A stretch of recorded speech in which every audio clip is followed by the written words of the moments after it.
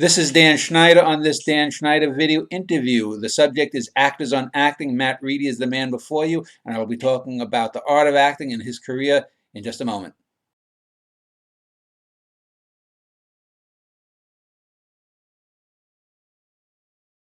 This is Matt Riedy, actors on acting, and he has a quite a long and varied career.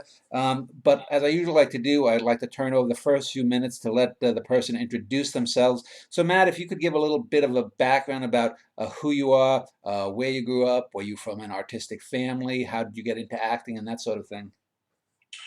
I grew up in Buffalo, New York, until I was about 18. Then I left town. Um, Not an artistic family per se. My dad was a good photographer. He was a writer. Never really brought that art to the public. He tried writing a book once, but I think he held his standards so high against the people he admired, he never did anything with it. And sadly, that book has vanished. My brother and I can't find it. But my father sang, he wrote, and he cared for the arts. I remember when I was a kid one time, we were out for a fish dinner on a Friday night, which is a common thing to do in Buffalo. And I was staring at the candle on the table, and my brother, being a brother, blew it out. And my father reached over and he relit it, and he looked at my brother. He said, "Some people see things that others can't." And that was the first time that I looked at my father with knowing that he understood where I was coming from. Let's see. How do I get back on track here? I'm kind of going back looking at my father that night at that table. I wasn't a kid with any sort of direction through high school. I have ADD. It was tough to be interested in school. College was never on my radar where it was for my brother.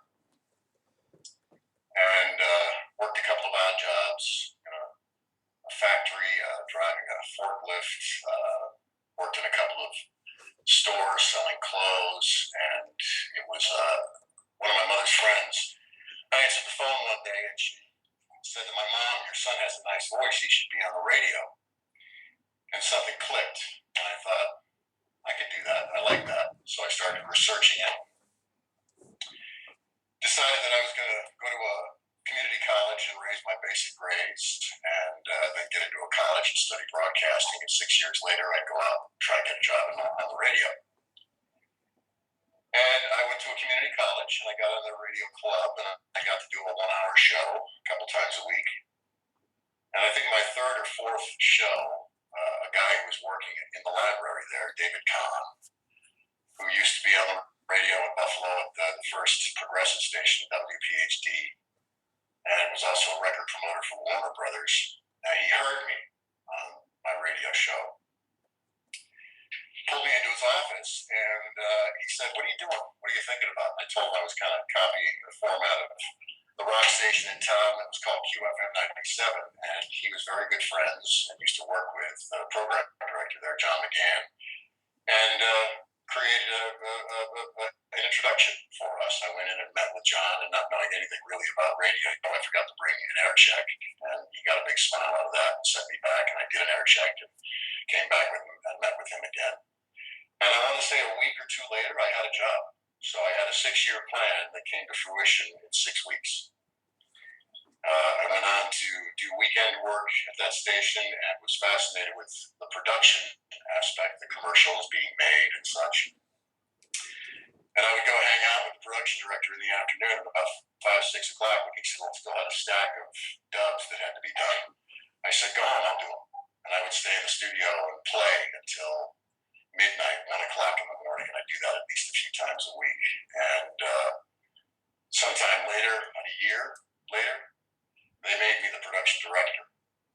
So 6-year plan comes to fruition in 6 weeks, and a year later, I'm a full-time production director at this radio station, still doing weekend work. Which about a year and a half later, I sent out tapes trying to get a full-time radio job, and I sent one out to Fort Lauderdale, Miami, a station called WSHE, and they hired me, and I did mornings. So 2.5 years in, I'm doing mornings at a major market radio station.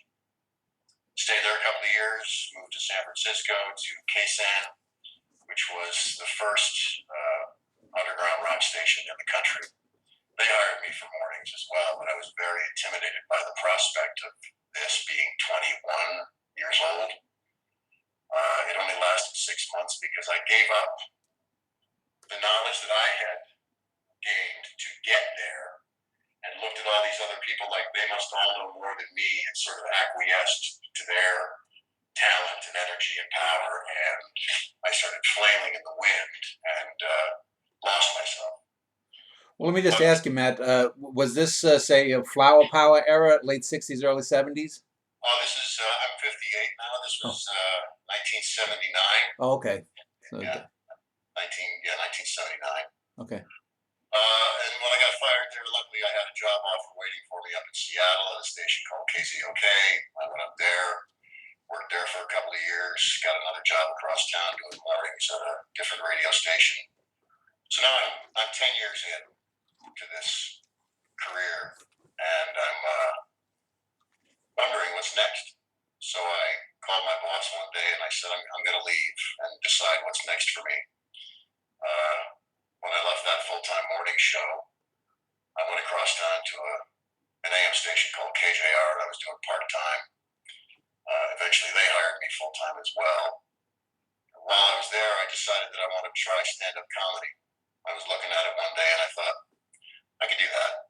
So I went on stage, and 3 months after my first setting foot on stage, I got a job and went on to do stand-up on the road for the next 11 years. Well, let me just ask you before you continue, because in looking up photos to use for like the cover page for this interview, I saw photos of you as a bodybuilder, and you're a good-looking, powerful guy. That's usually not what people would associate with comedians. Usually they're nebbishy, dorky little guys.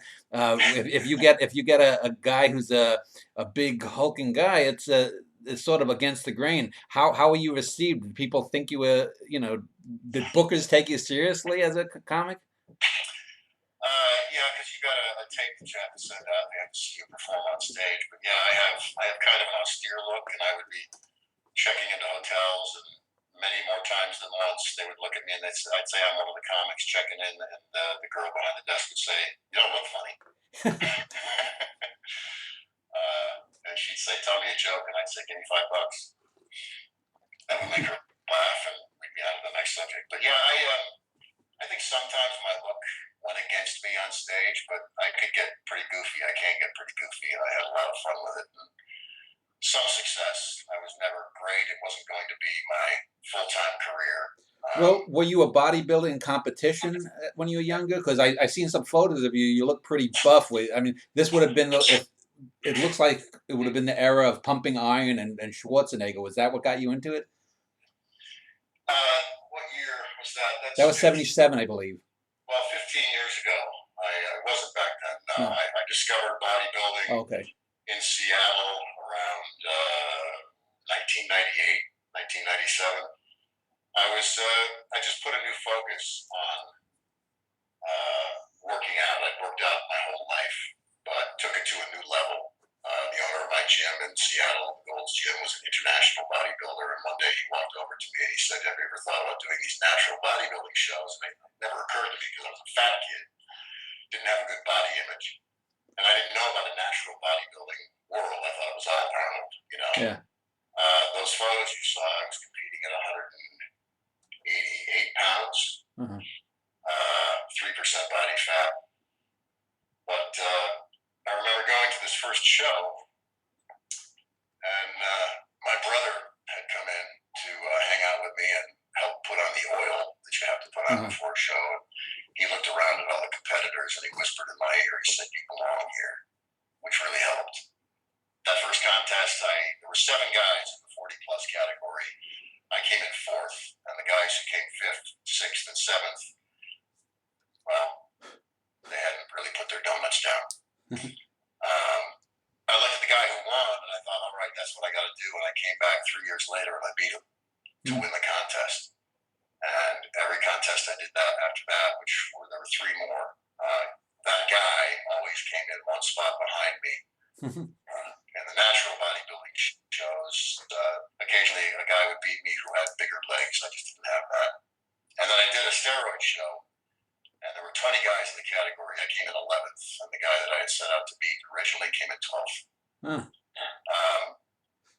That's So they tested you for blood doping, I would assume, when you say natural. Oh yeah. In fact, I looked really good, and they pulled me back and gave me a lie detector test, which I failed because they were asking sort of generic questions, and as you're trying to tell them what it is you're taking, which is protein powder and creatine, which is totally acceptable. There was enough question in my brain that it went to my heart and read on the machine, and I had to go to the day of the show. You do a preliminary show in the morning where they actually make the decisions, and then you come back at night and do it for the crowd. And so in that time where people would usually be resting and getting ready for the night, I had to go to a hospital and get my blood taken to prove to these people that I was pure. And lo and behold, in the end, I was right, and I was given the trophy. So how did you go? How did you go from stand-up comedy to acting then?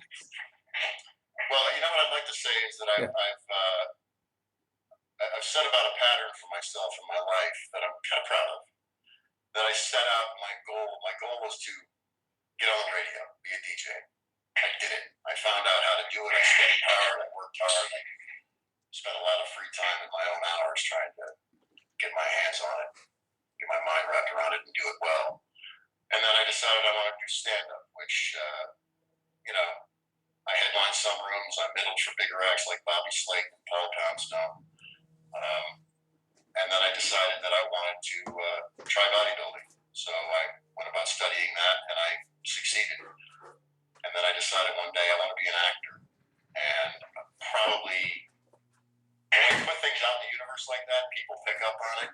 And they go, well, I know a guy, I know a person, and maybe I can introduce you to this person, and, or here's a class that you should take. And I think I got my first acting job 3 months after I said I want to be an actor. I got an independent film in Seattle that played at the Seattle International Film Festival. And I think I did acting on the side for 4 or 5 years in Seattle. And I did an episode of The Fugitive, which they were remaking with Tim Daly up in Seattle. Oh. I got an episode of that, and we're shooting all night long up in Lacana, Washington. Helicopters buzzing overhead, big chase scene. The director came over to meet James Frawley, and he said, "Do you work in LA at all?" I said, "No." I said, "I got a house, I got a car, I got a 401k for the first time in my life doing this radio show. Doing freelance like comedy just doesn't appeal to me." And he says, "Well, I think you'd be very busy."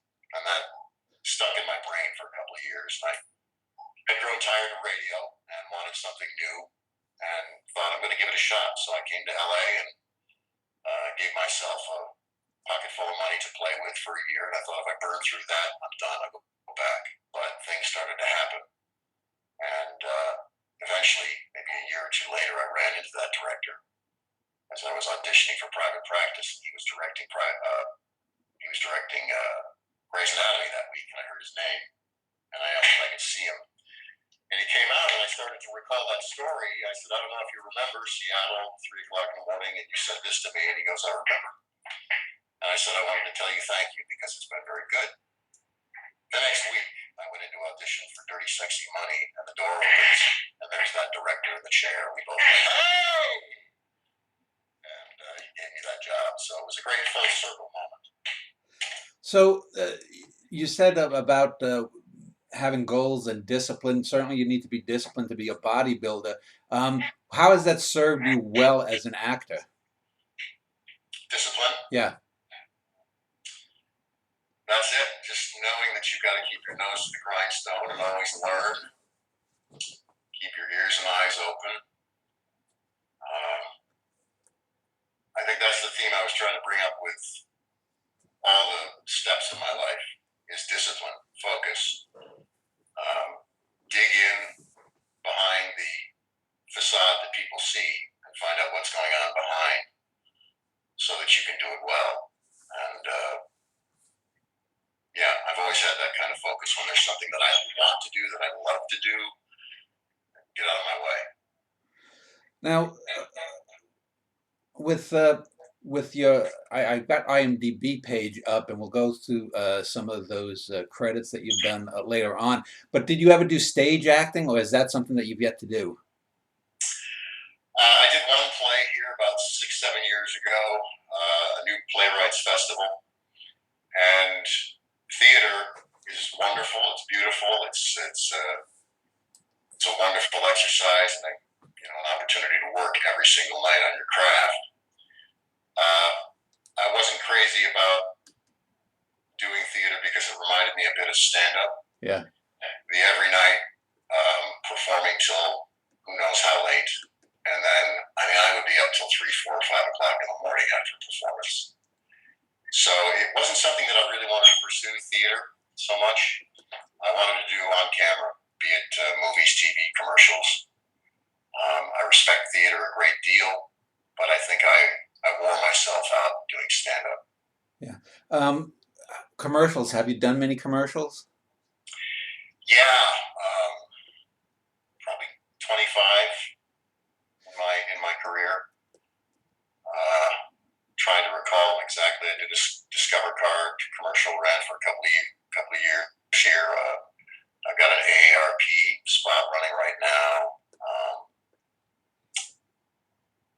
First big national spot I did was for Riedy potatoes, and played an astronaut. Uh-huh. But yeah, I've done a few. I know people who've done hundreds, but I've done about 25, and they're very lucrative and a lot of fun. One of my other actor interviews said that the difference between doing commercials and doing television or film is that a commercial director, you have to give them exactly what they want, whereas sometimes a television director or a film director, they'll tell you what they don't want. Did you find that to be true? Only if you're going down the wrong road and you're going down at 80 miles an hour do they try and pull you back, really. I've not found that to be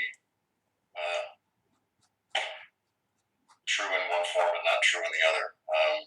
People are always trying to be positive and trying to guide you in the direction that they want. I've not really encountered anybody saying stop doing that. What was the name of the first film you said, an independent film that you did? It was called Carried Away. Okay, Carried Away. And okay, so I'm looking 1998, Plastic Man. That's not the superhero. He's kind of the superhero of this particular film. This guy steals a painting from the museum, and I want the painting, and I subversively go about getting into this guy's life and dealing with him until I can get my hands on the painting. Now, oh, go ahead. Well, Paul Kostick was the director. I think it's the only film he did, actually, but it did pretty well at the Seattle International Film Festival, and I got a nice write-up in the Seattle Times for my character because it was a really fun little bad guy to play. Yeah, I have done interviews with some people who are in low-budget film. In fact, tomorrow I'm doing an interview with a company, the CEO of a company called Running Wild Films based in Arizona. I'm going to ask him some similar questions. When you're doing a low-budget film like this, and I know the one director that I interviewed told me that he made a film, and a pretty good film, for $5,000. Of course, the actors didn't get paid. Most of that went into budget, to costumes and whatnot. When you get offered something like that when you're starting, or a student film, is that mostly just to have for your demo reel, basically as advertising for yourself? Oh yeah, yeah. I mean, it's the opportunity to work. It's the opportunity to act, to be on a set, and drink everything in that's taking place. But yeah, it's a great little tool to get your reel started. And I know that the acting levels, especially in lower budget films, can be very variable. You can see people who are at the junior high school play level acting, and then you see some people who have some actual talent. Have you found, because in some of my other interviews, one of the women that I interviewed said that she loved bad actors because it made the set exciting. You didn't know what they were going to do. So if you're on a set and some guy has butchered, he's got 10 lines, he's butchered the first 6 lines of his, do you sort of get nervous, or does that make you look better by comparison? How do you approach someone who just isn't hitting well? Uh, well, again, you got to be positive because you're trying to get this project done.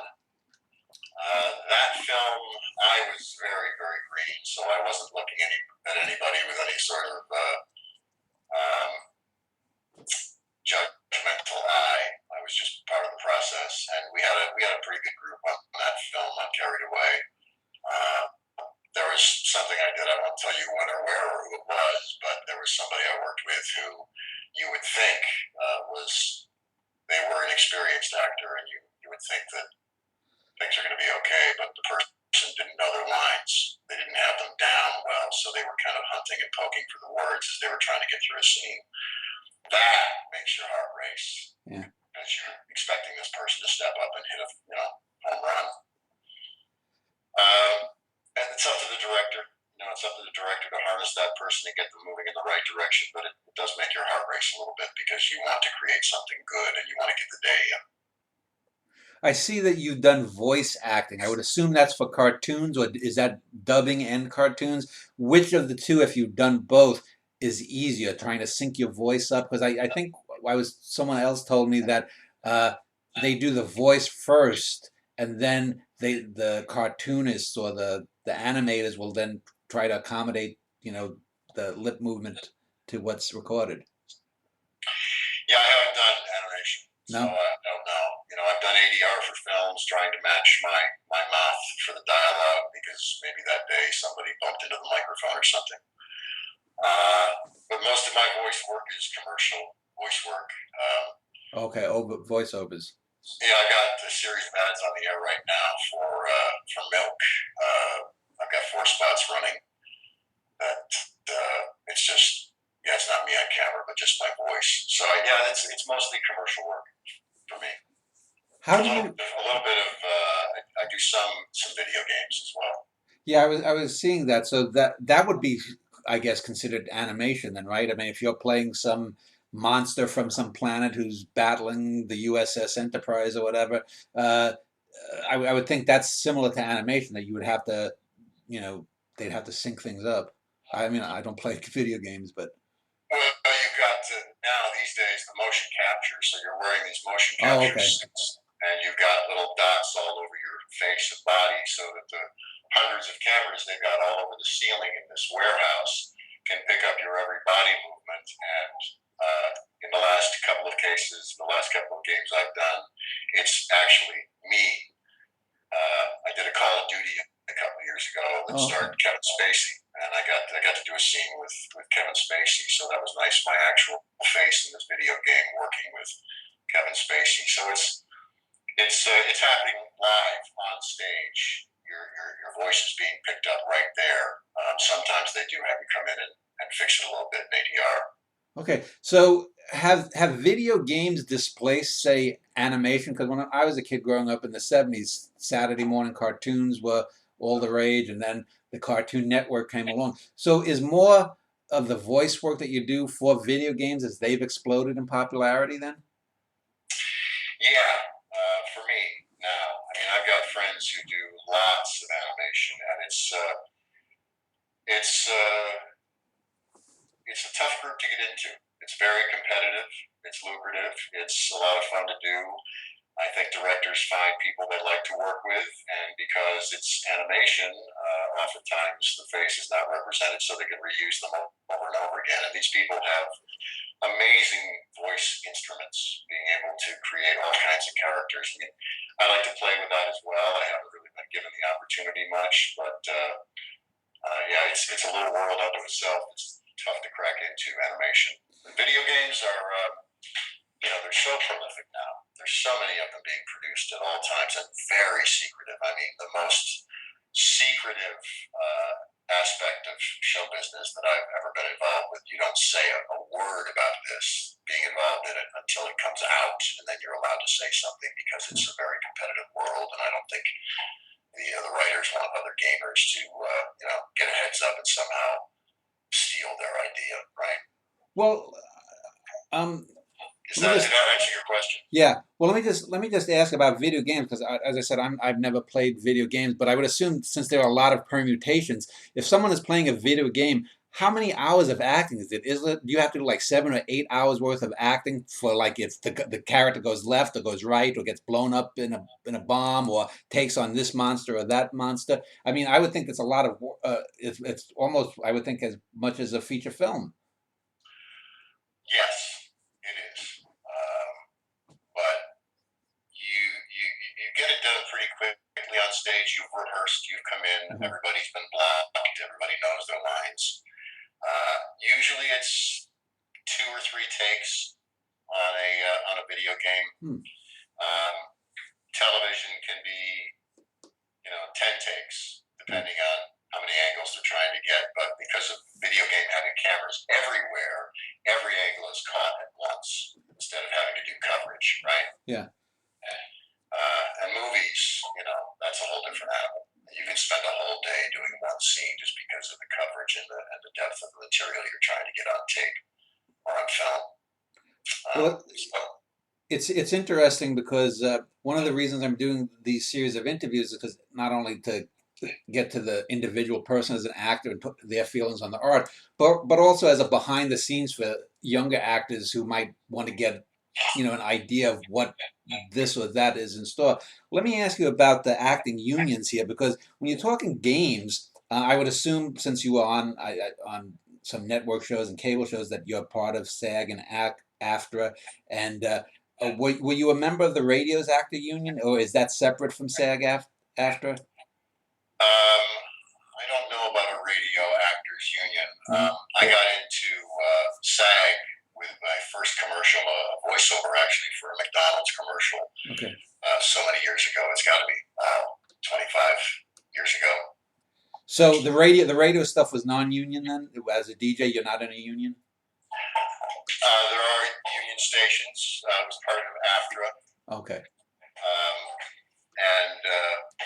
a few of the stations I worked at were after a union, but it wasn't a necessity. Okay. And how about these games?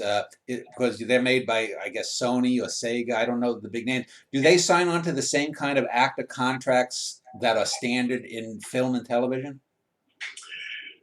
Film and television, you get residuals. Yeah. Video games, it's a one-shot deal. You get paid for your performance, and that's it. You walk away. But so it's not unionized. Oh, it's unionized. Yeah. Absolutely.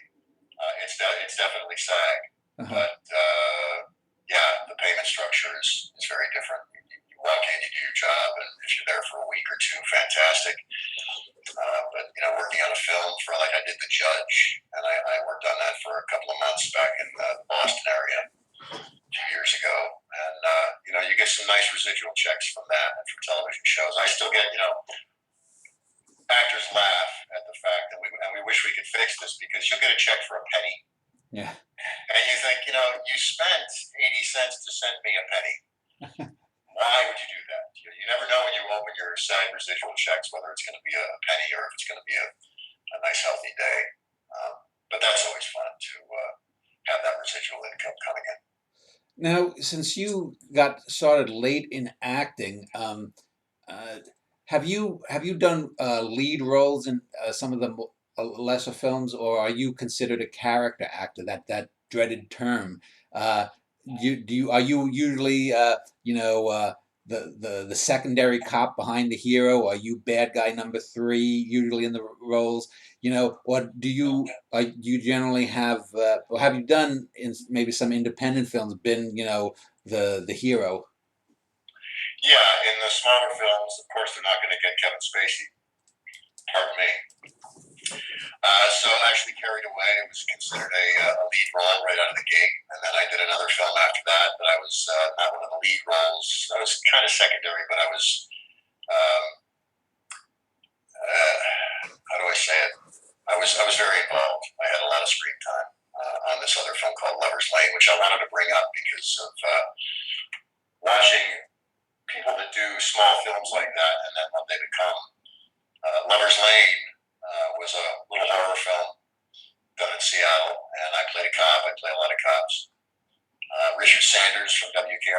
Yeah, yeah.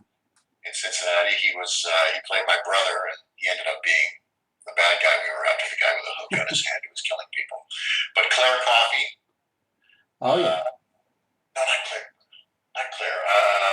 Anna Faris. Okay. Anna Faris was in that. Sarah Lancaster, who was on Brothers and Sisters, and then the third guy, Riley Smith, who's a very busy actor, just had a long stretch on Nashville last season.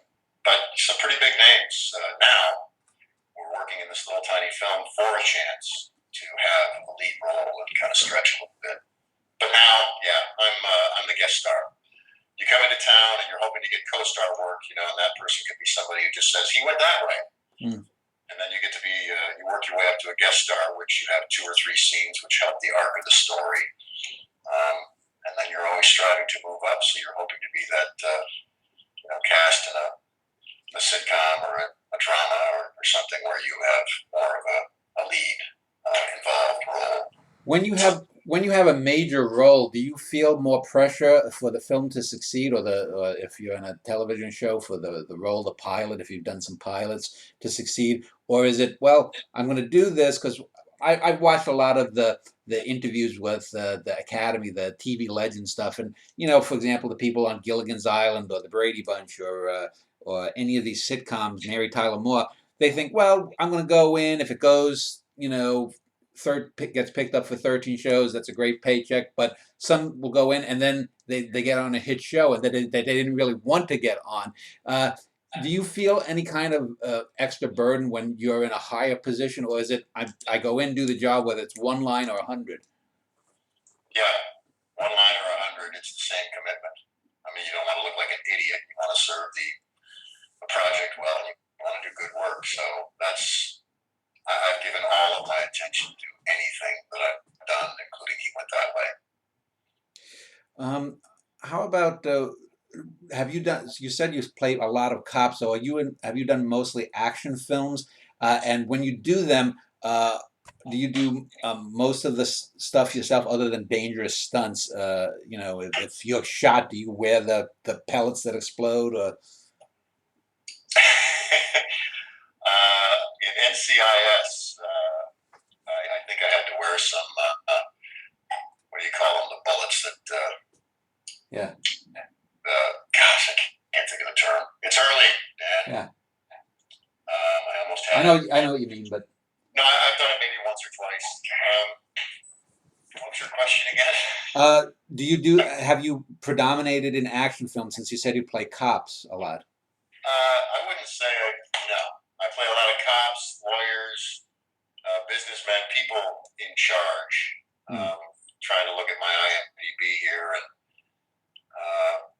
cops, sheriffs, boss, newscaster, a lieutenant.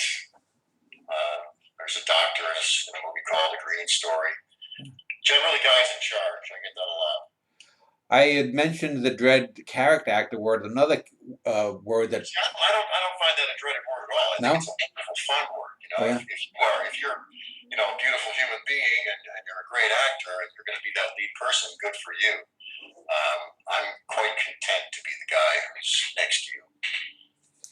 Well, that brings up the other word I was going to say that was dread, is typecasting. Have you found sometimes that you've gone out for roles and someone has said, well, you really read it well and you might have been better than so and so, but this guy looks creepier than you. You look too all-American, or you look too buff. We need a schlemiel, Sure. I mean, you walk into a room full of casting directors or producers, you don't know what's going on in their brains. You have no control over it. All you can do is take this moment you've been given and make it as real as possible coming out of you. It's all you can do. Walk away.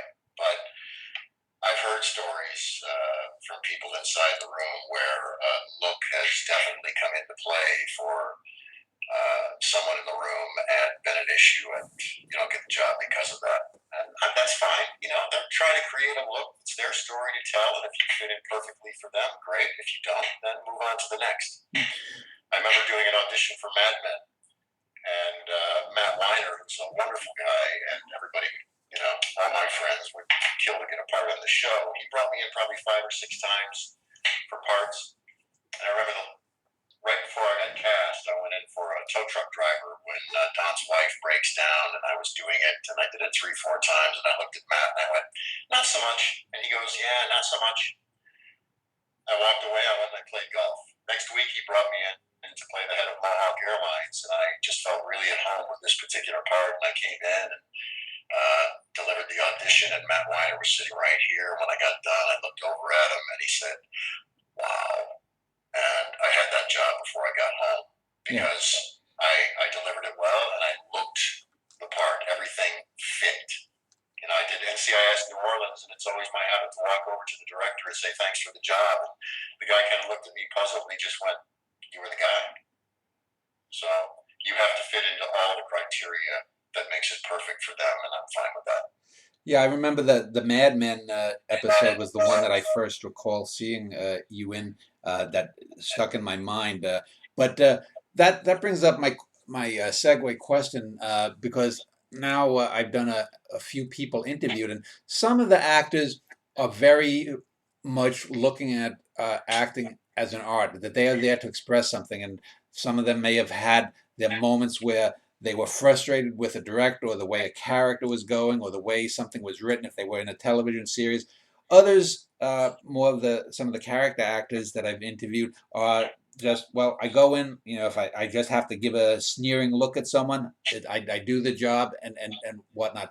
Do you approach acting more as a journeyman, or do you get some kind of inner artistic satisfaction from it? Both. I'm. This is it. I've got no other facets to me. I don't think. Radio and comedy, and I did photography for a while. Something else that I set my mind to doing, and I ended up doing some pieces that got carried in stores in Seattle and such. But the work itself gives me a great deal of satisfaction. And I can see myself doing it when I'm 75 if I'm lucky to live that long, just because I love the process of it. I love the people. I've never found a more supportive, creative group of individuals in all of my careers. I really thought it would be more, well, not more competitive. We all know it's competitive, but I still find my friends happy for me, even if we both audition for the part. And I find I do that myself, because I can look at my friend and go, yeah, I can see you're perfect for this. And I perhaps was not. So I enjoy the work, and I enjoy the fact that this is my trail. This is the rest of my life. And I'm just going to enjoy every opportunity I'm given from here on out. Does that answer your question? Yes. Do you? I'm worried I'm talking too much. No, it's Matt Reed. The title is going to be Matt Riedy on acting. So I'm just sort of lobbing. I'm the pitching machine. You're up at the plate. Um, Now I forgot what I was going to ask next, but I'll come back to me. Oh, so now that you have established a pretty good track record, do you work as an actor solely, or do you do, like, other stuff, as a day job? Because some actors, don't have that ability. Most of the actors I've ever known personally, for example, have 2 or 3 rises above dinner theater at best. Most of them are doing it. They may work at a university, or they may work at an advertising agency, and they do the acting on the side. Is acting full time for you then? It is now. It has been for the last 5 years. Uh-huh. When I came to town, I had been doing a smooth jazz morning show in Seattle for 8 years when I decided to come down here. And there's a station called The Wave here in town. It's a smooth jazz station. And I went over there and I got a part-time job. And I did that for 5 or 6 years on the side. And I ended up getting into a dispute with my program director, who wanted me to be something other than what I was. I have a real hard time with phony people. And sometimes I hear people talking to me on the radio. The way way that they never talk to me in person because it's just not natural. Yeah. And this guy came up to me and he said, we had a contest, vacation a day, where a listener would get picked and you'd call them at work and say, you won. I remember I was filling in the afternoon show and I called this woman and she was at work and she couldn't talk loud because she's at work and she'll get in trouble if she's on the phone. And I said, I get it, but you want to yell and scream right now, don't you? She goes, I really do. We had fun with it. Yeah. The listeners understood. This guy pops his head in the studio and he says, you need to get these people more excited. And I said, did you listen? Because she couldn't get excited. She was at work and we played with it and the listeners understood. And it was like I never said anything. He goes, yeah, but you got to get these people more excited. I'm going to trust this is a G-rated show, so I won't tell you what I said to him, but it led to me being fired 2 weeks later. And luckily, I've been able to make my living just as an actor those last 5 years. Well, this is the internet, so there's no FCC controls, thankfully. So you can say whatever you want. Let me just ask about: have you ever done a love scene? And if you've done love scenes, do you find them awkward, especially like if you're supposed to be, in your boxer shorts and she's supposed to be in a bikini under the bed or whatnot? I mean, stop you right there. I haven't had that yet. No. I haven't had to get naked or do a makeout session. Yeah. Oh, okay. Well, is that one of the downsides of not being one of the leads? Because only the leads get those kinds of scenes? Yes, damn it. That's why I want the lead part. Make up with the woman. Yeah. No, I haven't been called out to do it, but I've had to take my shirt off a couple of times for like NCIS LA, walking around in my underwear. But I'm fine with that. I'm not in bodybuilding shape anymore, but I look all right for an old guy. Well, that's let me just pick up on that. When you talk about looks, and we talked about the look that a director might be looking for someone, is there ever a time when there are parts that you do have to say work out for? Like if you were going to, do a movie, a real heavy duty action movie, do you say, well, give me 6 weeks to get into shape here, and I'll be ready to go up to Vancouver to, jump off the mountain or whatnot? To what degree is physical preparation as important, say, as mental preparation? I haven't been called on to do anything really extreme like that. So, usually it's just you get the job the week before. Or in the case of a movie, you do get it a couple of months in advance if you had to prepare like that. So I haven't been put in that position just yet. But if you're one of the leads and this guy's got to be ripped and know how to fight, then yeah, you better spend that time with a trainer, both to get your body in shape and to learn how to fight well on screen. And those are classes that you want to take on the side anyway, so you're ready when it does happen. You started working, it looks like, around the late 80s or early 90s in terms of acting. And in the last 10 or 12 years, especially with the rise of YouTube, you can find just about any actor's demo reel on YouTube or some of the smaller, similar sites. Has that been a help or a hindrance in getting jobs? And what did you do, say, in 1995 when you didn't have demo reels, you could just give a URL to a director or something?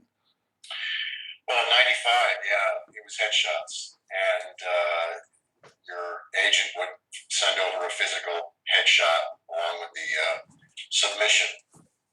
And then they could look you up on IMDb. IMDb was around back in 95, wasn't it? Yeah, I think so. I think so. It's pretty early.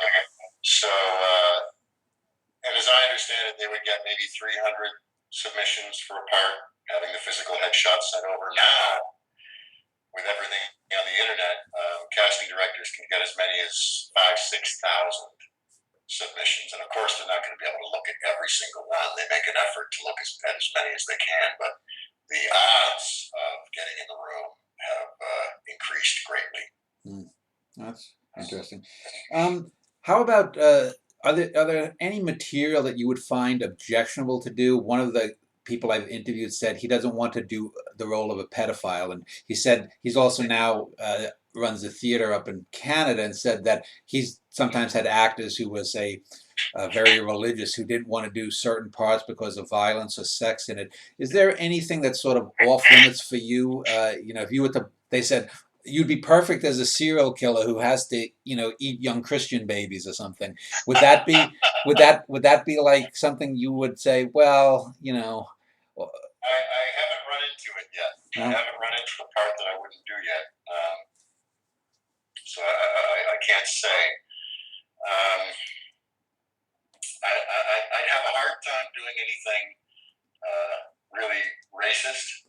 I want to do more things to mend that fence rather than, build it up and make it worse. Well, when you say that, do you mean that you wouldn't do, say, let's say if it was a film on the Third Reich and they said you'd be perfect to be Mengele, you wouldn't. That's you're telling a story about history, so I wouldn't have an issue with that. Yeah. Somebody's got to be the bad guy.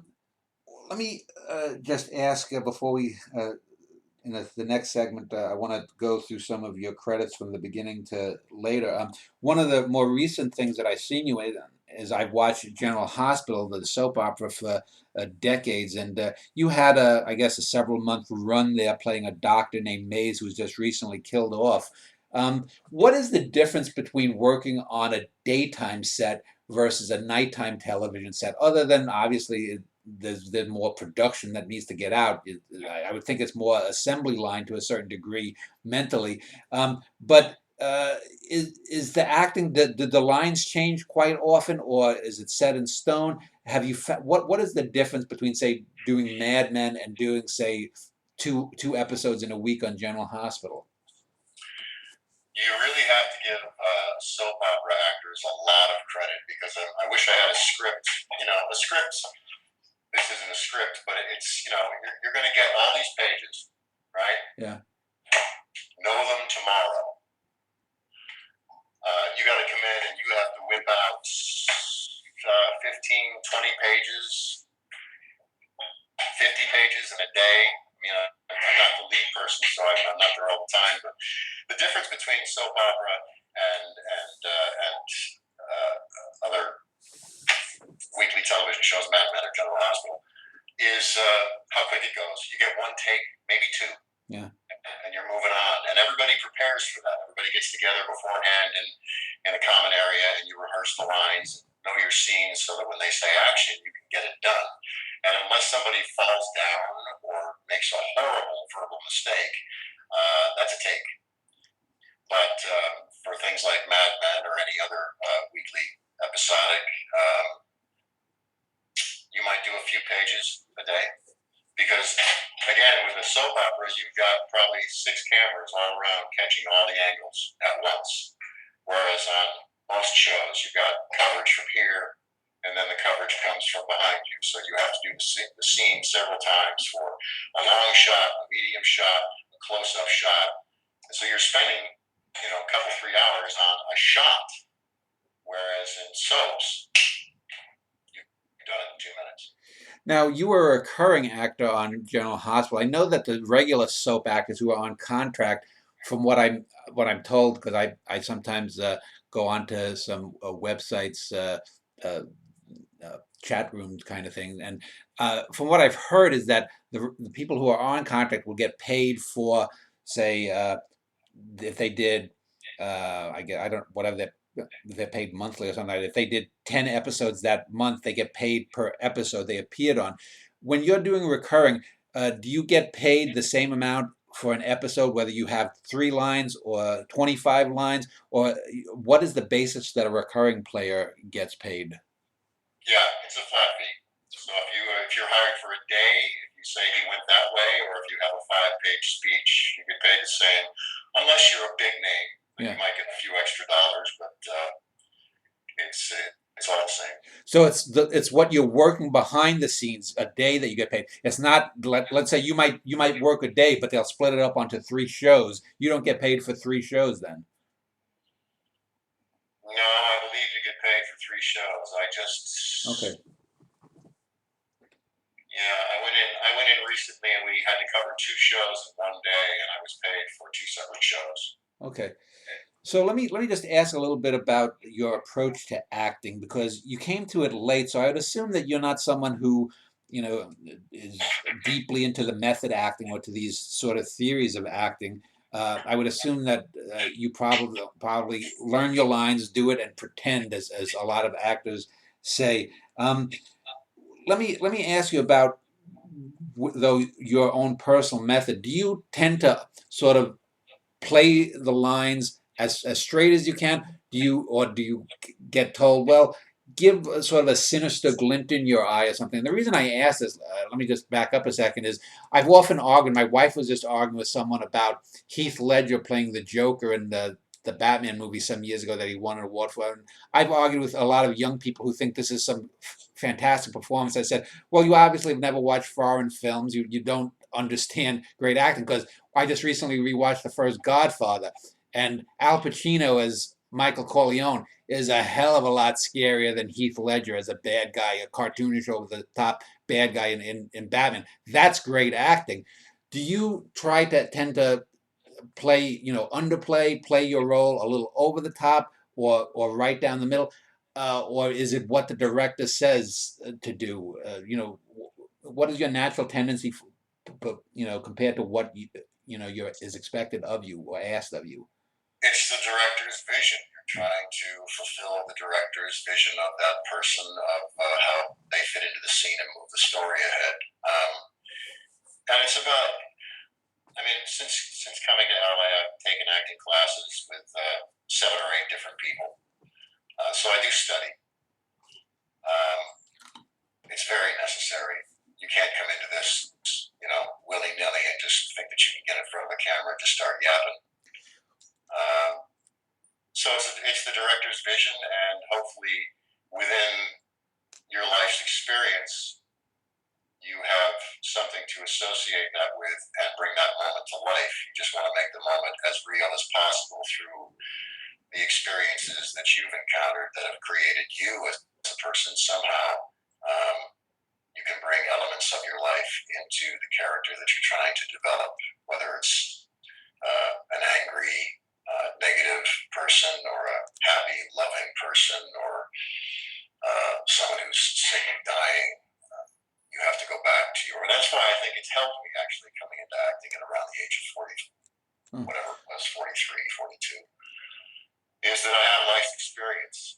I remember coming to LA as a comic and being so intimidated by this town that it was like that station in San Francisco. I looked at everybody else like they knew more than me, and I was intimidated, and I couldn't get it done. I couldn't do it. When I came down here at 45 or 46, I had a lot of life experience in my back pocket, and wasn't intimidated by it, but rather ready to jump in and take the challenge. Well, since you said you studied with seven or eight people, give me maybe the best or most effective advice or technique that you were taught, and the least effective or worst advice that you never had to use. What would they be? I don't remember the worst advice.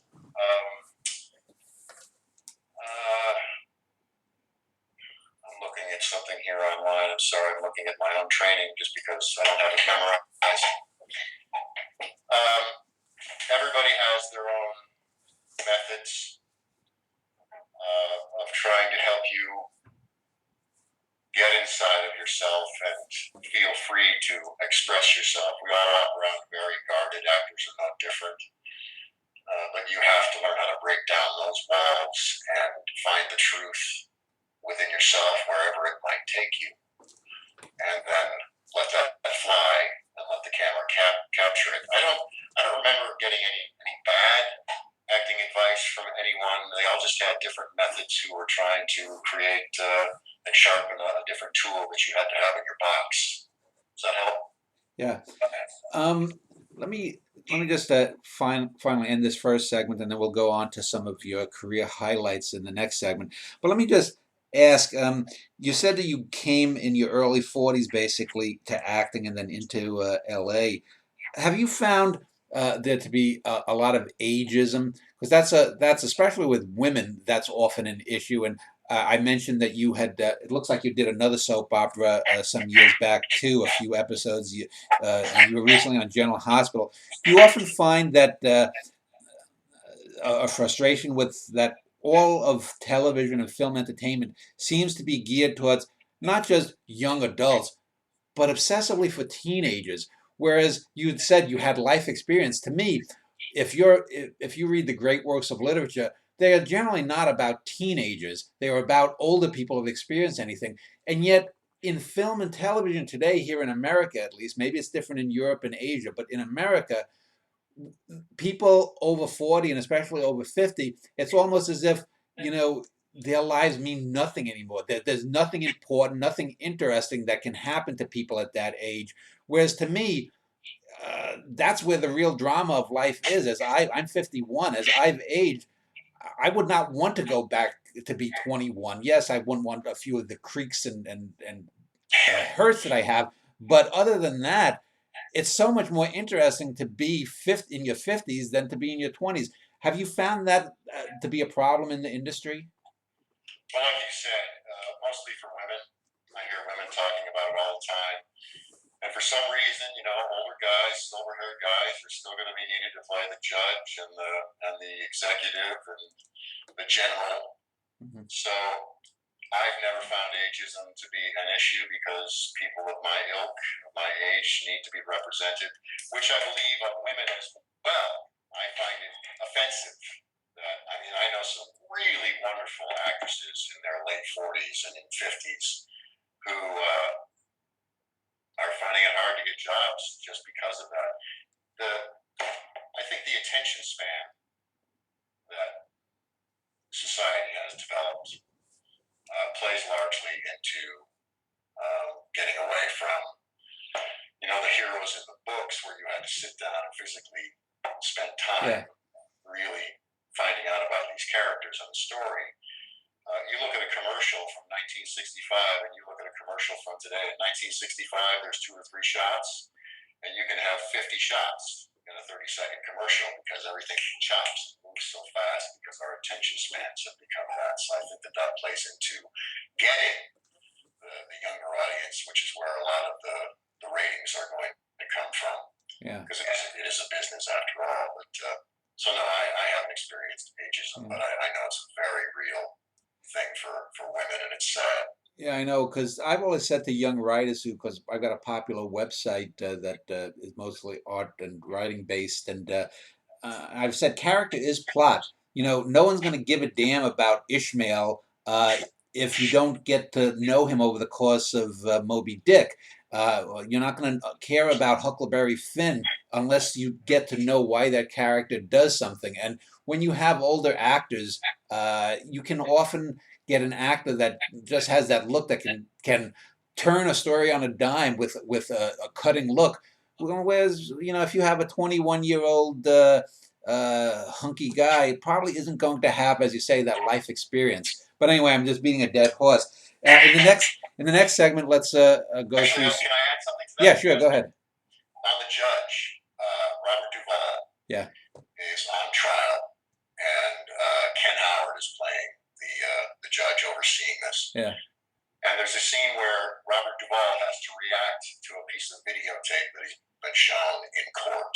He doesn't utter a word, but the camera's on him and you see him come to the realization of, oh my God, what have I done? I did that. It lasts, a minute and a half. Yeah. And he has to break down. And I remember after the first take, Ken Howard, Ken Howard. Yeah, sure. White Shadow, yeah. Was the president of SAG-AFTRA and just passed away recently, sadly. Yeah. He's sitting there, and I'm watching the scene unfold when the director said, cut. Ken Howard, who's been around for so long, looks at Robert Duvall, who hasn't said a word, and he just said, wow. Because without a word, Robert Duvall brought that room to a screeching halt, and nobody could look at anyone but him. That is amazing. Yeah. So, yeah, maybe somebody younger, maybe with an old soul could bring something like that. But, you got to have those years under your belt to really bring a wordless scene to life where it stops the room. Well, let me, before we do end this segment, since you brought that up, let me just ask a follow-up question because I've asked, no, some of the people who I've interviewed and some actors I've known have worked outside of the U.S. Have you worked? I assume you worked in Canada. Have you ever worked in anything in Europe? The reason I ask is because I know from a lot of foreign films, both classic and more modern, Europeans aren't as obsessed with the obvious, face, face, face. If two people are talking, you get the speaker, you see their face, then the other guy's face, the other guy, the other, back and forth. You'll often get the master shot with the two people in one, or you'll get sometimes someone might have a very emotional scene. Maybe their girlfriend or wife has left them, and you'll see the guy just maybe sitting on a step with his shoulder slumped. You won't see the face, but you'll just see the body acting. Ha- have you done that? Have you worked outside of the U.S. and is it more prevalent there, or do you know about that or not? Right now, because you've done such a wonderful setup, I'd like to lie and tell you that I have, but I have not. No, I haven't gone to Canada for a production yet. no. There. There's a lot of work to be had here in LA, and there's a ton of jobs being done in Toronto and Vancouver, but no, I haven't been out of the country for that. But I have noticed that Yeah. in European stuff that it's a slightly different animal, if you will. Yeah, I think it's because there's this cult of personality here in the U.S. that we're so celebrity obsessed. Some 18-year-old girl gets a minor hit on some cable channel, and then you'll see her face plastered on. She's dating this other 20-year-old actor or something, and we got to see the face. It's like monkeys with rainbow asses just sniffing each other's ass. It's like there's something more. Yeah, don't get me wrong. I like looking at Halle Berry. I like looking at Sharon Stone and whatnot. But you want a little bit more when you're paying 10 or 15 bucks and you're going to a theater than just seeing, oh, she's wearing a wonderful dress. Okay, that's fine. That's for well, anyway. Uh, let's end the segment. In the next segment, let's talk about some of the roles that you've done, and we'll do that when we return. I'm speaking with Matt Riedy, and we spoke for about an hour about his life, his various jobs, his acting, and opinions on some of his roles. But I want to get more specific about some of the roles. And I want to start early in your career. It looks like your first movie you said was that Carried Away, which was a low budget film, and it looks like you did Hit and Run, a TV movie. Then you mentioned Lover's Lane. Let's talk about The Fugitive, the TV series there, because I do vaguely remember, until you mentioned it, I had forgotten that they had tried to reboot the series.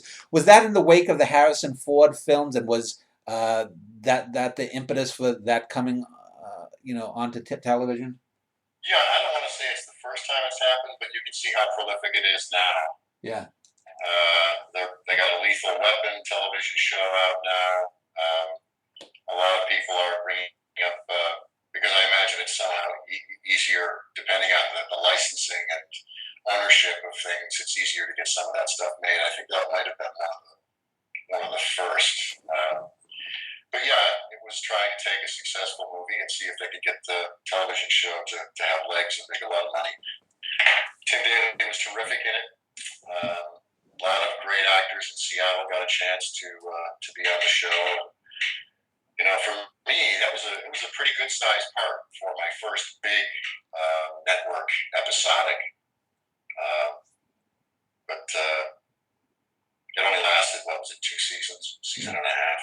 It just didn't have the legs for some reason. But I'd be curious to know now how many people and how many shows have piggybacked on their movie namesake to try and make a life for themselves. I'm going to research that when we get done. I see you did something called Boy Culture. Was that an indie film? That was an indie film. It was a gay film.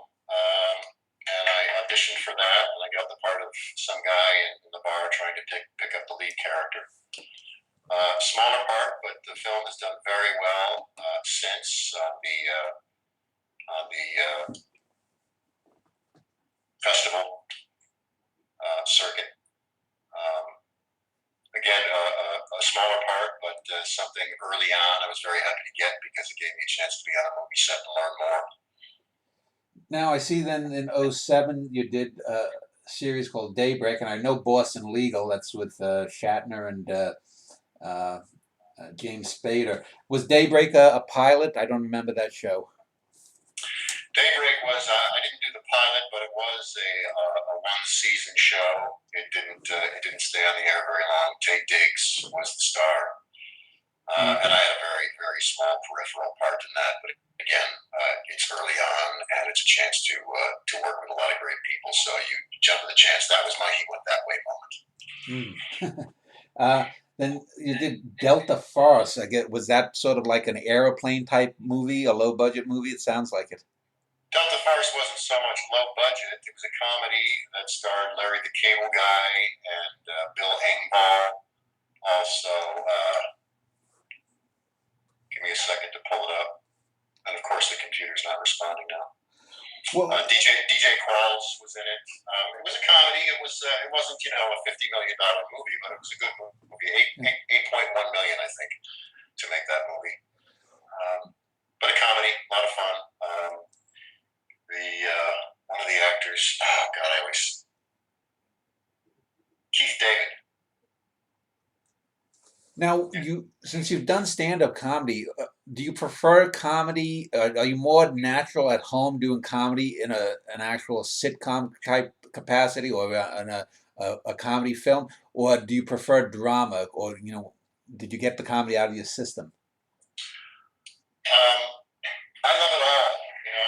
I got hired on a show a few years ago called Big Time Rush for Nickelodeon, and it's as you might imagine, a big, over the top, campy kind of show. But I did 36 episodes, which Wow. was that was like going to university, being able to work that much, and I love the big silliness. I love the over the top, and going for a really comedic character. But I love drama as well. I don't know any actor who's going to say, no, I won't do comedy unless they just feel they can't. They want to do it all. And Yeah. I enjoy every bit of it. So if you want me to be a big clown, I'll be a big clown because I can do that. But if you want me to be the sinister killer, I can go there pretty easily too. Well, there are two schools of thought on drama versus comedy. One is that comedy is more difficult. It's more difficult to make someone laugh than to make them cry. But by the same token, Woody Allen famously said that one of the reasons he did more some dramatic films rather than just comedies was he thought drama was sitting at the grown-ups table, as he said. Uh, do you find that one way or the other? Do people on a comedy set, for example, hew to the craft, say more? Let's say if you're doing if you were doing a Chekhov or a film, by John Cassavetes, someone who really is doing some serious thing, the guy, trying to do the breakup of a marriage or something. Do you find that if you're doing something of a real serious intent, that sometimes the sets may be harder to work at because people think this is more important, whereas if you're doing an Eddie Murphy comedy or whatever, what's a more lighthearted thing, is it an easier working condition? I won't say it's easier because every set, every show, every scene that you're in, you're trying to bring to life as best you can, honestly and truthfully. So I think the mood on a set where something terrible is taking place might be a little bit more subdued and referential, rever- reverential. Um, And with comedy, you're trying to feed that moment. So yeah, it oftentimes will be a lot more lighthearted and fun. You still got to get the work done. You still got to get the shots. You still have to create the emotion, but it's a lot more fun and I won't say easier, but a lighthearted set. So yeah, I don't think one is harder in that it's difficult to be around. It's only harder because you're trying to create a very real moment, and oftentimes in drama, going that deep to find what makes you cry or angry or recall a moment that you're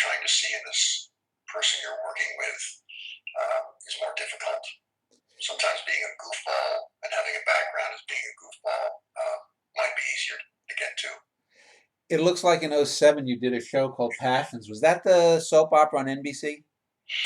Yeah, I just did a couple episodes of that as an executioner.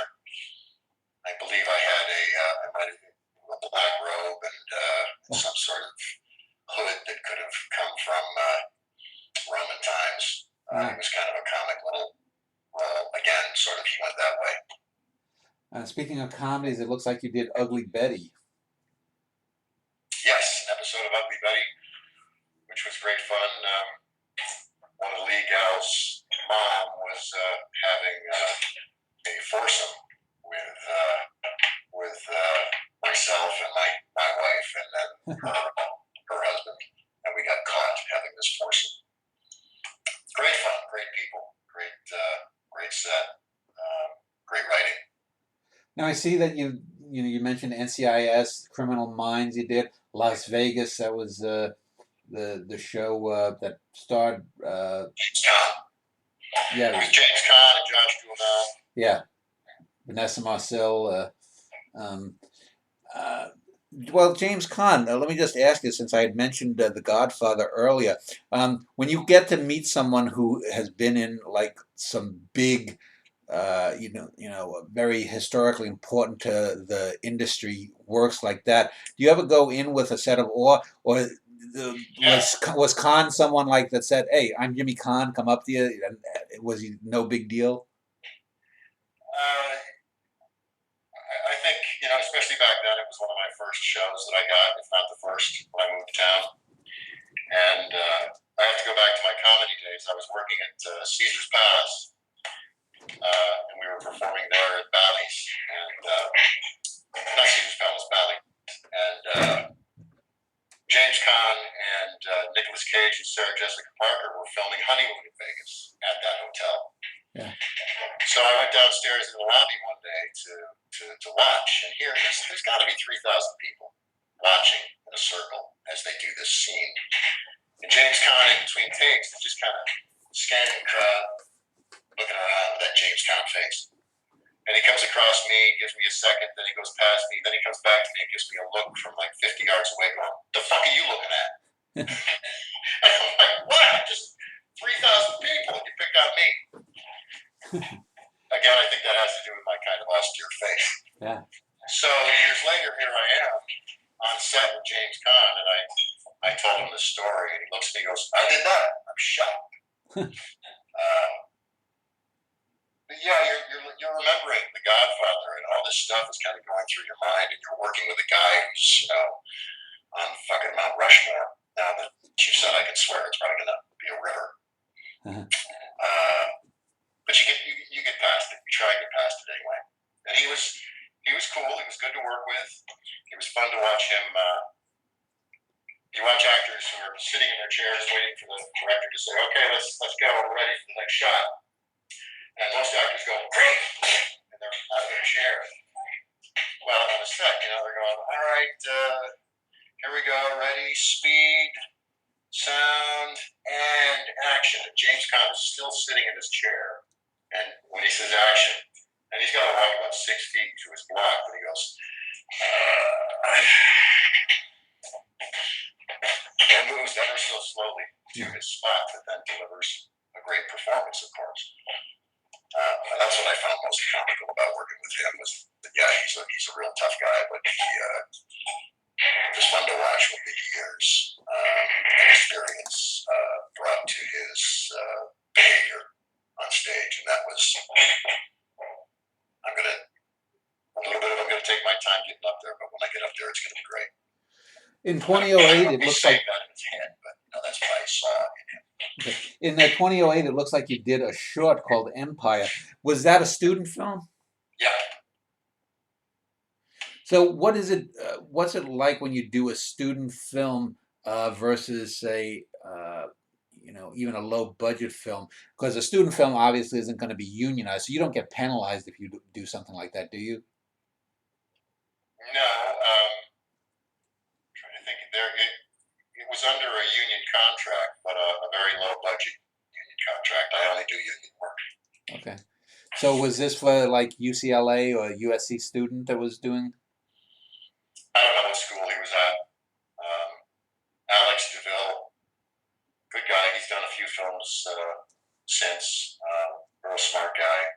I expect to see him doing movies and network stuff. But yeah, it was under a low budget agreement, so I only got paid a few bucks, but it was a good experience. It was a pretty good one. And now, looking here for the last few years, I see a lot of familiar TV series names, such as I remember Eli Stone and Cold Case and Castle. I think that just went off the air this year. I do see something talk show with Spike Feresten. What was that? It looks like you had a number of appearances on that. Was that like a Larry Sanders kind of fake talk show? Yeah, it was a talk show. It was on Fox here in town. Fox nationally. Spike Feresten was a writer on Saturday Night Live. He wrote for Seinfeld. He wrote the Suit Nazi episode, among many others.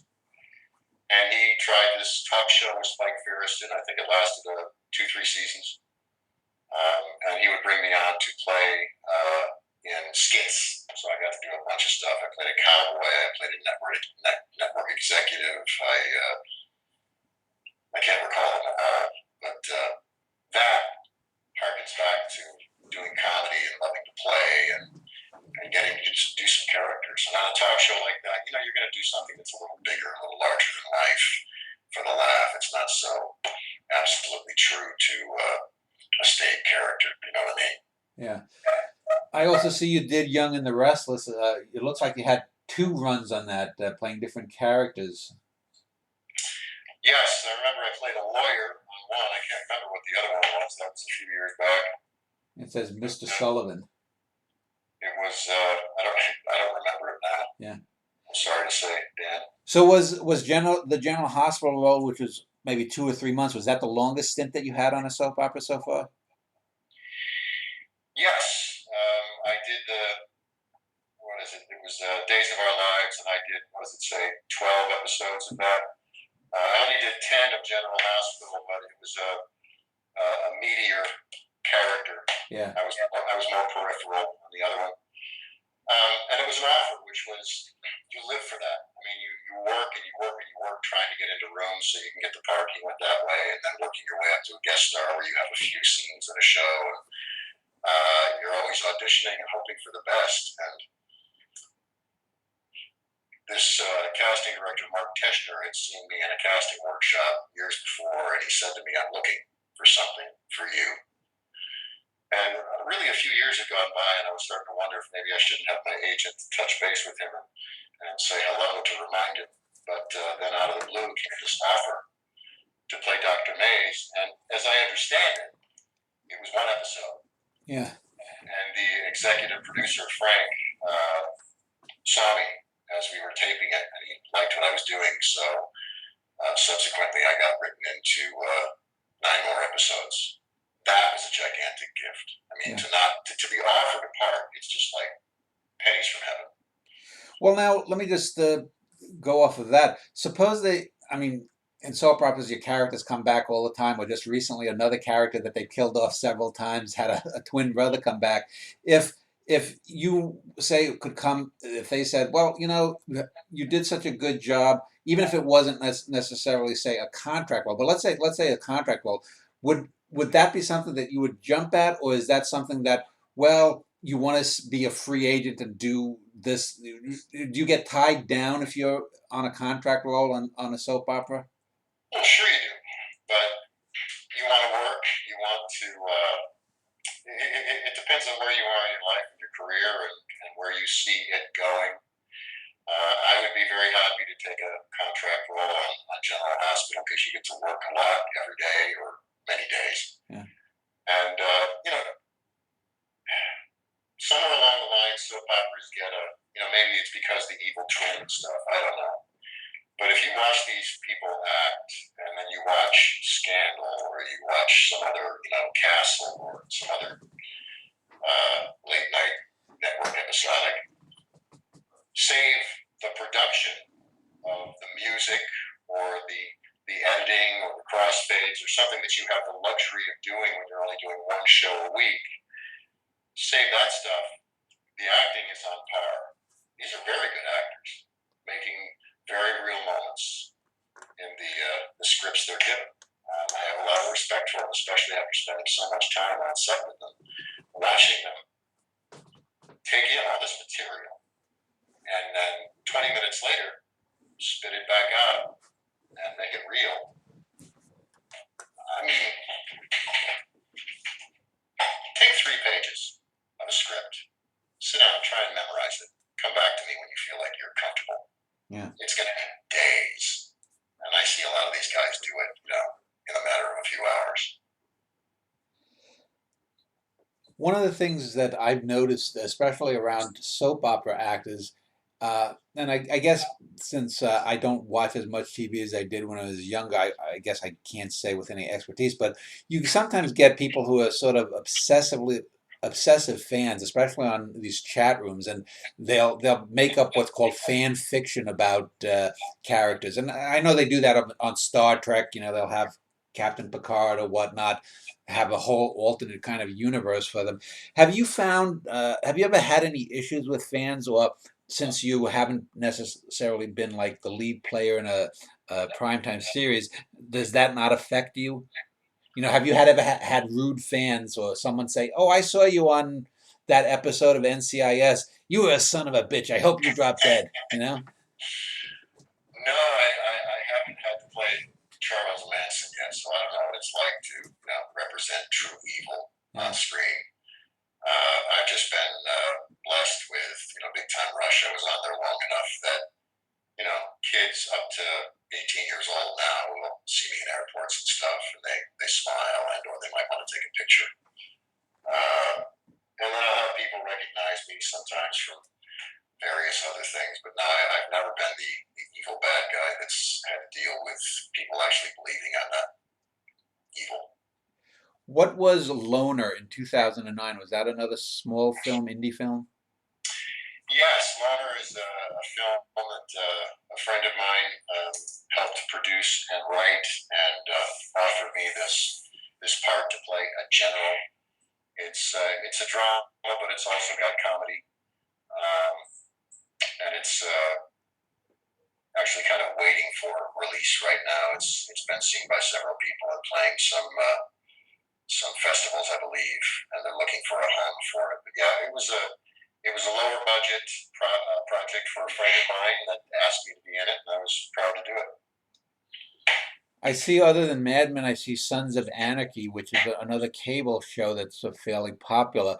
Is there any difference between network TV standards and practices and the cables? I know cable you can see, more nudity, it's more TNA, but as far as like, does cable also can you say the 7 dirty words of George Carlin? How are the standards and practices different?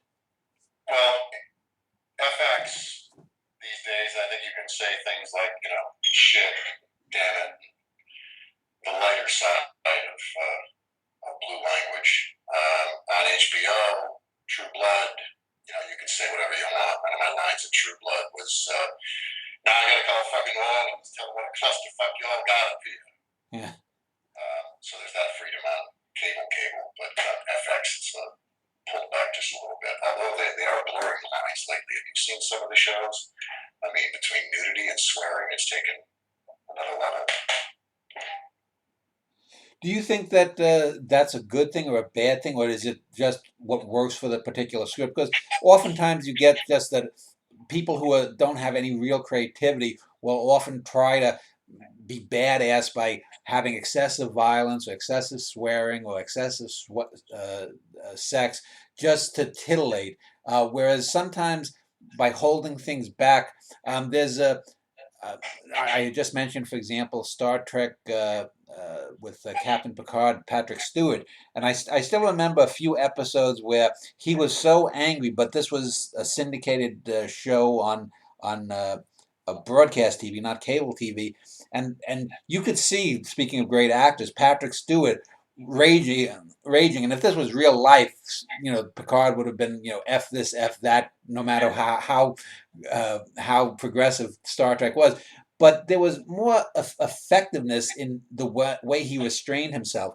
Do you sometimes think that some of the cable shows you may have done could have restrained themselves and gotten more, a more effective moment?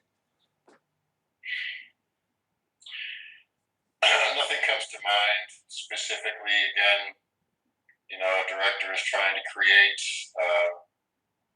a mood, a piece, a moment, a piece of reality, and whether or not that includes the person going, batshit crazy or holding on to their anger and letting it come through their face and eyes. It depends on the audience you're trying to reach. It depends on the script. I've not run into something where I thought, this is just, give me a break. You don't need going down that avenue to try and get people. I think it's a sign of an amazing actor that can hold on to something and let that moment stew and have that anger show and as an audience member being affected by it with fewer words, like Duvall not saying anything and the judge in that one scene and affecting everybody in the room. I find that's the mark of a really wonderful, deep, talented actor. But on the other side of the coin, if they need to flip out and go to the extreme, they can do that to great effect as well. So no, I've not been a part of something where I thought, come on, guys, don't do this. You're just cheapening things. I've not had that experience.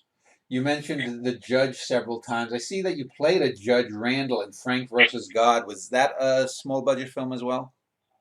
It was lower budget, written and directed by Stuart Schill, who is an editor and writer and director.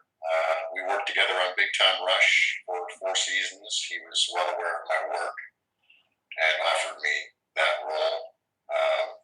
Stuart was the editor on one of the editors on the O.J. Simpson story that just ran.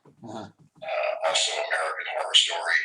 I think he's actually up for an Emmy for his editing on American Horror Story and O.J. So yeah, it was a smaller budget.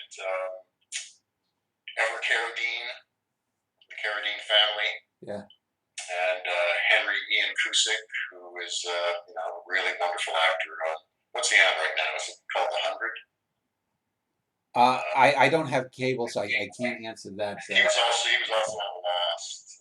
Wonderful actor. But again, the chance to be a lead and carry the film. You're going to get people of his ilk coming over and saying, "Okay, I'll take a few less dollars to be the lead in this film," and he believed in the writing. We all did. It was a very well done film that addressed a very real issue and is still doing well at festivals. And I believe it's on the verge, if not already, been signed for release nationally, internationally. I'm speaking out of my butt. I'm sorry, I don't know the facts. It's I see that you've done some skits on Jimmy Kimmel and Conan O'Brien. It looks like. What is it like doing those kinds of skits? Were they live skits done, or were they pre-taped? Largely, they are taped. Everything I've done on Conan has been taped. That's been 7 of them. I've done 16 or 17 on Jimmy Kimmel. Only one of those, 2 of those. One of those was live. All the others were taped. And then I did George Lopez when he had a talk show about 5 years ago. I did an episode that was live in front of the audience, and that's I like all work, but there's something about being in front of a live audience. I think our bit was 3 or 4 minutes long, and I was the lead character in it. And getting the laughs and working the audience and riding the laughs, something very special about that, very, very theater-like about that. But I had some writers. There was a writer, I think, from Spike Feresten who had gone over to Kimmel and brought me in to do some things. So it was building relationships, helped me get these parts on those shows. Well, just looking at the most recent stuff, it looks like you have a recurring role on Scandal. Is your character, and Alex Radstone, his name, is he someone that is slated to come back, or? It depends. The character was brought to life because Olivia was going to marry the president, and she was required to have her own personal Secret Service agent, and that Yeah. was me. So it was kind of depending on how long that storyline was going to be around, Yeah. and I was told it would recur. It just depended on how many times. So they only needed me for. They wrote me into a couple, but in the end, it got written out. So I've done it twice, and it's referring to that time in Olivia's life. So, should there be a need in the future for her to have her own Secret Service agent again, it could come back. Hmm. Not something I'm counting on. It actually says you've done 3 episodes, but it also seems you're narrating a series called Murder Among Friends. What is that? Is that That's kind of like a Dateline or a 2020. oh, okay? Little towns across America, you wouldn't believe how groups of people get together and create sinister plans to kill one of their friends. I kind of hate to open my iPad with my coffee in the morning because you don't know when another Munich is going to happen, or another Nice, or any one of these attacks that we're seeing so many of these days. And this is just a reminder of how deep murderous tendencies can be, and it's really scary sometimes when you watch those episodes of Murder Among Friends, where seemingly everybody loves this person, but the next thing you know, he's in a ditch with no head. And that was something I auditioned for. They wanted to hear my narration, so I auditioned for it at my voice agency, and luckily enough, I got it. And we did 10 of them. The episodes were very well received, and we expect to have a second season. Oh, that's good. So were you doing your Robert Stack kind of intonation? Yeah, there's a little bit of that. I enjoy that lower register. So you have to imagine Tommy and Billy were going down the railroad Yeah. tracks, not knowing Sarah was waiting with an axe. So it looks like you had 3 stuff in post production: Broken Vows, Loners, Holiday Breakup. Are these indie films? Are these major studio films? Well, what? These are indie films. Loners, written by a friend of mine, and I can't remember the other ones now because I can't pull. Holiday Breakup and Broken Vows. Yeah, Holiday Breakup is another one. It's a low budget, but and then Broken Vows with Cam Gijonde and gosh, the kid who's on American Horror Story. He was in the Kevin Spacey film years ago. Not Ben. I'm sorry. No problem. Anyway, it's a good cast. It is currently running festivals, and I believe it's on the verge of being sold as well. So we might see that in theaters soon. Or is it Broken Vows? See if this will happen for me. I really want to say this guy's name because he's just a terrific actor. Here it is.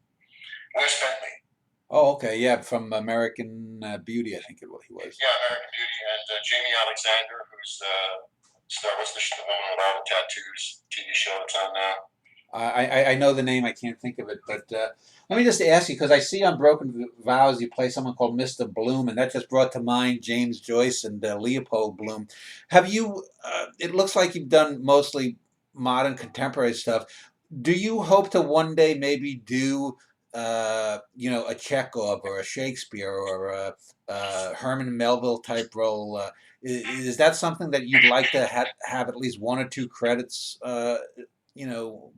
Before you depart? Having such great respect for that material, right now I'd say no. No. I think more of a theater background would serve me in serving those pieces. I don't think I'd be a good choice for it. No. Maybe in a few years. Yeah. Maybe if I give myself a chance to study them more and feel like I could add something. But right now, I think it would scare me because I don't want to fuck it up. Well, you could, if you're doing a lot of voiceover, maybe you could pull off Ishmael. But anyway, let's end this segment, and in the final segment, I want to just talk about what's coming up for you in the future and any other thoughts that you have on acting in general. We'll do that in a moment.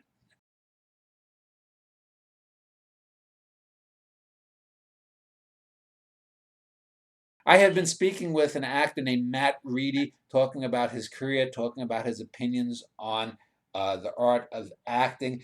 We've talked a little bit about your background and where you came from. Where do you want to go? Say, you said you're 58. Assuming you stay in good health and can maybe be working in another 20, 25 years. Basil Hoffman, who I interviewed, is 20 years older than you, and he says his career is going better than it was 20 or 30 years ago. Do you hope to have that sort of arc where you're getting better in media roles in your 60s and 70s as well? Of course. Um, yeah, I mean, that's what you strive for. You come to town, and I think I did one movie where I was an extra, and I decided that I don't like to be background. And I only did that one extra piece. Then you work your way up the co-star ladder and then guest star ladder, and I find myself going out for pilots now and for guest star leads. Um, uh, they're harder to get because you're up against some really talented people, but when they do come true, they're really a fun, meaty thing to get your hands on. Of course, yeah, every actor I think wants to grow, and I am a believer that, as I said earlier, that my years serve me uh, better being here because I'm not intimidated by the process. Some people can still throw you back on your heels. When I did Scandal, looking at Kerry Washington is not hard, but is distracting Yeah. sometimes. And I told her she was on an award show the night before we were shooting, and I taped her. I don't know if I should say this out loud, but I'm gonna. I taped her and I practiced my lines to her face on the television just so I could get over looking at her, because there was a moment like the judge. The first day I worked on the judge, I'm working with Robert Downey Jr. So you want to be here in this moment. There's a little guy over your head going, "Holy shit! Yeah. It's Robert Downey Jr. It's Robert Duvall. It's Kerry Washington." So I still do have those moments of joy and unbelievability, but yeah, you always want to grow and work more, and I see myself working till the day they say he's dead. Hopefully. And as an actor, what do you think is your biggest flaw, and what do you think is your greatest strength as an actor? Sometimes I try too hard, and you don't want that on film. Sometimes you care so much that you might try too hard, and that happens every once in a while. Has another actor said, just tone it down, to take it from, the famous Spinal Tap 11 down to an 8? No, not another actor, but I've told myself that, and if you go out for a part and you don't get it, you analyze why, and sometimes you go back and you can point the finger at that, and or you didn't look right, or for whatever reason the words weren't coming out of you as honestly as you had hoped. It's going to happen. It happens to everybody. It happens to people of at the top of the food chain, and it's going to happen to people like me as well. And what's your biggest strength as an actor? I think that too. It's that I care a lot. Something I wanted to bring up earlier is that when I've made my mind up to do something, I went about learning about it and getting the knowledge, education required, and getting my foot in the door and working my ass off to do good work. And it's funny, when I've set my mind to something, radio, I set my mind to it, and by the age of 19, I was a full-time production director, the guy who produces all the commercials for the radio stations. I mean, come on, I had no career 2 years ago, and now I'm a production director. Then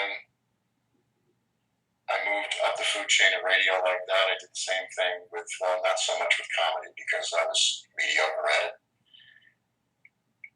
but with bodybuilding. I saw it. I had a goal. Nobody was going to stop me. When I got into acting, I saw what I wanted to do. Nobody was going to stop me. You can find a lot of naysayers go, "Oh, I don't know, come on, you're 45. What are you going to do?" I just say, "Get the fuck out of my way." They were water off my bow. my sights forward and gone about the positive aspect rather than only on the negative. That I think is one of my biggest strengths.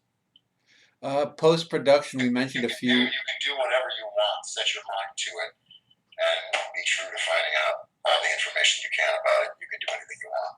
We mentioned a few of your post-production works. Is there anything that you've gone out to that, let's say, in the next 30 days or something, you're going to go out on a set? What's your next upcoming project? Do you know? Yeah, I got an indie film next week. I'm shooting in Colorado just for a couple of days. And then I recently did work on a video game, which I'm not allowed to talk about because it's very secretive. Those are the only two things on the burner right now. But, you know, you never know.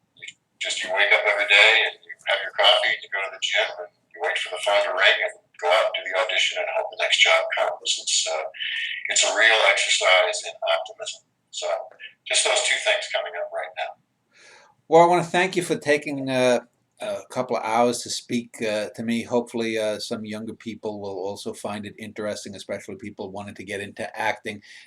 One of the reasons I want to do these kinds of interviews is because I think a lot of young people think that it's just all, you know, so-and-so was at the party with so-and-so and whatnot. But it takes a lot of perseverance. And like I said, I've known many people who are my age or older who, you know, have never risen above local dinner theater or whatnot. And most 98, 90% of actors are unemployed. Yeah. And whatnot. So again, just want to thank you for your time, and it was a pleasure to talk to you. I wanted to show you because I wasn't sure people would believe you when you said that I did bodybuilding. I was gonna Okay. pull up a picture here. Can you give me a second? Yeah, go ahead.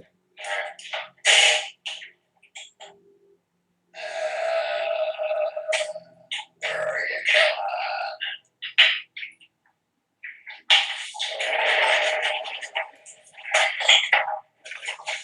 Yeah, I think that's one of them I saw online. Yeah, that's one of the shows that I won. And you said you were what, in the 180-pound category? 180 pounds, 3% body fat. One of my proudest moments, because like I said, coming from a background of having a poor body image and being a fat kid, I never imagined myself in that arena. And I never really looked at that group of people and thought I want to be one of them. But when I got in there, I had a whole new respect for bodybuilders and for the discipline that it takes. Dan, thank you very much. I hope that I served you well. No, you did, and thank you, and hopefully people will learn from it. So again, thanks a lot.